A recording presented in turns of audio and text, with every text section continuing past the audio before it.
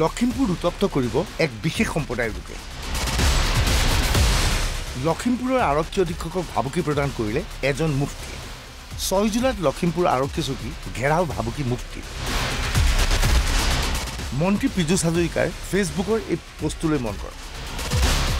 এক বিশেষ সম্প্ৰদায়ৰ ব্যক্তিৰ বিষয়ে উল্লেখ কৰিছে পীযুষ হাজৰিকাই। এজন মুফতিৰ এটা ভিডিঅ' লগত সংলগ্ন কৰিছে পীযুষ হাজৰিকাই। দেখা গৈছে এই ভিডিঅ'টো মুফতি ৰফিকুল ৰহমান নামৰ ব্যক্তিজনে এক কথাত ক'বলৈ গ'লে লখিমপুৰৰ আৰক্ষী অধীক্ষকক ভাবুকি প্ৰদান কৰিছে যে আমি ওই দিনকে ওয়াদা করেছি যে 6 তারিখ থেকে ইনশাআল্লাহ 6 তারিখ থেকে আজকে হলো 29 তারিখ 29 30 1 2 3 4 5 6 তারিখ থেকে ইনশাআল্লাহ 10 তারিখ পর্যন্ত আমি লখিমপুরে থাকবো, ওখানে প্রতিবাদ করব, থানা ঘেরাও করব, এসপি অফিস ঘেরাও করব, ওই শয়তানদার বাড়ি ঘেরাও করব প্রয়োজন হলে। এটা আমি ওয়াদা করেছি ইনশাআল্লাহ। আমার ওয়াদাতে আমি 100% অটল আছে ইনশাআল্লাহ। কেউ যাক বা না যাক ইনশাআল্লাহ আমি নিজে তো যাবো। আর অনেক মানুষ আমার সাথে যোগাযোগ করেছে যে হুজুর আমরাও যাব, তবে আমি কাউকে দাওয়াত দেই না যে আপনারা যান, কিন্তু আমি যাব, এটা ফাইনাল, এটা লিখে রাখেন। 6 তারিখ থেকে 10 তারিখ পর্যন্ত আমি উত্তর লক্ষিমপুরে থাকবো। আমি দেখবো ওর সাহস কতটুকু, ওর ক্ষমতা কত, ওর তাকত কত। অত মানুষকে ডাকে না সোশ্যাল মিডিয়ায়, লাইভে আসার জন্য ডাকে না। আমি ওর বাড়িতে যাব, ওর বাড়ির সামনে যাব, কিন্তু কন্ডিশনটা হইল আজকে 2 দিন আগে আমি বলছি যে আমি 6 তারিখে যদি 5 তারিখের আগে আসাম পুলিশে যদি কোনো সিদ্ধান্ত না নেয় আমি 6 তারিখে ইনশাল্লাহ হাজির হয়ে যাব। এটা আমার ফাইনাল ইনশাল্লাহ, মনে রাখবেন। আপনারা আবার হয়তো বা বলবেন যে হুজুর আর যদি গ্রেপ্তার না করে তাইলে তো ইনশাল্লাহ আমার লাশ হলো ওই জায়গাতে ইনশাল্লাহ যাবে 100%। লাইভে আসলাম কেন আজকে, উদ্দেশ্য কি?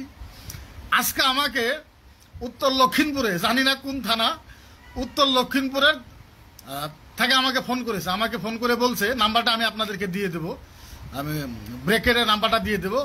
বলছে যে আপনি কোন হয়? মই কৈছো মই মুকিবুর রহমান। বলে আপনি মুফতি মুকিবুর রহমান? বলে হয়। বলে মই দিয়া হল আপনি যাতে 6 তারিখে ইয়াতে কোনো কারণে যাতে না আহে। চিন্তা করেন, আমি কমপ্লিটলি বলেছি ওনাকে যে আপনি যদি থানার ওসি হয় আপনি লিখে রাখক, মই 6 তারিখে যাম ইনশাল্লাহ। এবাৰ সমগ্ৰ কাহিনী বুজি লওক। লখিমপুৰৰ এক বিশেষ সম্প্ৰদায়ৰ ব্যক্তিয়ে ফেচবুকত এটা পোষ্ট দিছিল। এই পোষ্টটোত কুৰবানীত গৰু বলি নিদিবলৈ আহ্বান জনোৱা হৈছিল। লগে লগে উত্তেজিত হৈ পৰিছিল লখিমপুৰৰ এক বিশেষ সম্প্ৰদায়ৰ লোক। ইয়াৰ বিৰুদ্ধে প্ৰতিবাদ কৰাৰ ভাবুকি দিছিল একাংশই। ইয়াৰ পিছতেই ফেচবুক যোগে লাইভ টেলিকাষ্টত ভাগ লয় মুফতি ৰফিকুল ৰহমান। পীযুষ হাজৰিকাৰ পোষ্টত সেই ভিডিঅ'টো সংলগ্ন কৰা হৈছিল। এসপিও যদি ফোন মারে, উত্তর লক্ষিমপুরের এসপিও যদি ফোন মারে, মই যাম। আরে ভাই, গণতান্ত্রিক দেশ, মোর যাওয়ার অধিকার আছে ভাই। মই উত্তর লক্ষিমপুরত যাম, কোনোবাই মোক মানা কৰিব পাৰে নেকি? নোৱাৰে। যিমানে ষড়যন্ত্ৰ কৰা, ও যতই ষড়যন্ত্ৰ কৰুক, ও যতই ষড়যন্ত্ৰ করুক, আমি সুনাদি জন্ম দিব, এই ধরনের তাই বিভিন্ন ধরনের কমপ্লেন করতেছে। তো আমি আপনাদের সাথে ওয়াদা করলাম, যারা আমার ফেসবুক লাইভের বন্ধুরা আছেন পারেন যদি আপনারা শেয়ার করবেন, আমি ওয়াদা করলাম এসপি না, আমাকে যদি ডিজিপিও বলে, আসামে জেপি সিং স্যারও যদি বলে যে মুফতি আপনি যাব না 6 তারিখে, ওয়াদা করলাম আমার লাশ হলো 6 তারিখে যাব ইনশাআল্লাহ। এইখিনি সময়তেই নগাঁও সমষ্টিৰ সাংসদ প্ৰদ্যুৎ বৰদলৈ আৰু পীযুষ হাজৰিকাৰ মাজত মতভেদ অব্যাহত আছে। কেইদিনমানৰ পূৰ্বে অবৈধভাৱে মাছ মাৰিবলৈ যোৱা 2জন ব্যক্তি আৰক্ষীৰ এনকাউণ্টাৰ বলি হোৱাৰ পিছত ইয়াৰ বিৰুদ্ধে মাত মাতিছিল সাংসদ প্ৰদ্যুৎ বৰদলৈ। লগে লগে এই সংক্ৰান্তত প্ৰত্যুত্তৰ দিছে পীযুষ হাজৰিকাই ফেচবুক যোগে। এইবাৰ পীযুষ হাজৰিকাৰ ফেচবুকৰ এই পোষ্টটোলৈ মন কৰক। এই পোষ্টত মূলতঃ পীযুষ হাজৰিকাই প্ৰদ্যুৎ বৰদলৈক আক্ৰমণ কৰিছে।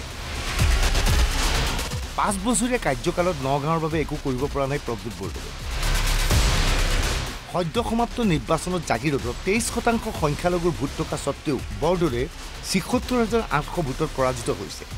মৰিগাঁও বিধানসভা সমষ্টিত ৫৯,৩৪২টা ভোটৰ ব্যৱধানত প্ৰদ্যুৎ বৰদলৈ পিছ পৰিছিল। নগাঁও বটদ্ৰৱাত ৩৩,১৯০টা ভোটৰ ব্যৱধানত বৰদলৈ পৰাস্ত হৈছিল। কিন্তু বিশেষ সম্প্ৰদায়ে ভোট লাভ কৰি লাহৰীঘাট, ঢিং, ৰূপহী আৰু চামগুৰিত বৰদলৈ জিকিছে। বিশেষ সম্প্ৰদায়ৰ ভোটত বিজয়ী হোৱা বৰদলৈ বিশেষ সম্প্ৰদায়ৰ দুৰ্বৃত্তৰ প্ৰতি সহমৰ্মিতা প্ৰকাশ কৰিছে। দুগৰাকী জনজাতীয় ব্যক্তিৰ হত্যাৰ অভিযোগত অভিযুক্ত প্ৰদ্যুৎ বৰদলৈ মোৰ বিৰুদ্ধে আবুল তাবুল বকিছে। বিশেষ সম্প্ৰদায়ৰ ৰক্ষণাবেক্ষণ দিয়াৰ পৰা প্ৰদ্যুৎ বৰদলৈ বিৰত থাকিব লাগিব। নগাঁও সমষ্টিৰ বাবে উল্লেখযোগ্য কাম কৰি দেখুৱাওক প্ৰদ্যুৎ বৰদলৈ। পুনৰ বিশেষ সম্প্ৰদায়ক টাৰ্গেট হিচাপে লয় পীযুষ হাজৰিকাই। একেবাৰে স্পষ্ট কথা, তেওঁলোকে এতিয়া গম পাইছে যে অসমৰ মানুহে তেওঁলোকৰ এই ধৰ্মীয় মেৰুকৰণৰ ৰাজনীতি গ্ৰহণ নকৰে, আৰু সেই কথা স্পষ্ট হৈ গ'ল। আজি যোৰহাটতে যে বিশেষ সম্প্ৰদায় কৈ থাকে, যোৰহাটত কোনোবা বিশেষ সম্প্ৰদায়ৰ মানুহে এনেকে ধৰণে গৌৰৱ গগৈ জিকাই পঠিয়াইছে নেকি? কথাটো হ'ল যে তেওঁলোকে এনেধৰণে এতিয়া মই এইটো কথা একদম স্পষ্ট হৈ গৈছে যে তেওঁলোকে আৰু উগ্ৰভাৱে এতিয়া এই ধৰ্মান্ধতাৰ বীজ বাষ্প ছটিয়াই তেওঁলোকে অসমৰ মানুহক আৱেগিকভাৱে বিপথে পৰিচালিত কৰিবৰ কাৰণে চেষ্টা কৰিব। এনেকৈ হিন্দু মুছলমানৰ তেওঁলোকে এনেকুৱা এটা বীজ বাষ্প ছটিয়াই এটা বেলেগ বেলেগ ধৰণৰ মেৰুকৰণৰ বিভাজনৰ ৰাজনীতি কৰিব। সেই বিভাজনৰ ৰাজনীতি অসমৰ ৰাইজে যে কেতিয়াও গ্ৰহণ নকৰে সেইটো একেবাৰে স্পষ্ট কথা। গতিকে তেওঁলোকে এই দেৱালত যিবিলাক লিখা হৈছে সেইবিলাক পঢ়িবলৈ চেষ্টা কৰক। কংগ্ৰেছে বাৰে বাৰে কৈছে কেৱল বিশেষ সম্প্ৰদায় নহয়, মূল সুঁতিৰ অসমীয়াৰ ভোট তেওঁলোকে পাইছিল বাবেই গৌৰৱ গগৈ বিজয়ী হৈছিল। কিন্তু দেখা গৈছিল গৌৰৱ গগৈ যোৰহাট লোকসভা সমষ্টিৰ পৰা বিজয়ী হৈছে যদিও যোৰহাটৰ গাতে লাগি থকা ডিব্ৰুগড় আৰু কাজিৰঙা সমষ্টিত হিন্দু ভোটাৰৰ পৰা আশা কৰাৰ ধৰণে ভোট লাভ কৰা নাছিল কংগ্ৰেছে। এনে অৱস্থাত প্ৰশ্ন হয়, যোৰহাটৰ পৰা গৌৰৱ গগৈ বিজয়ী হৈছিল কংগ্ৰেছৰ প্ৰাৰ্থী হিচাপে নে গৌৰৱ গগৈ বুলি? Bureau report, ND News।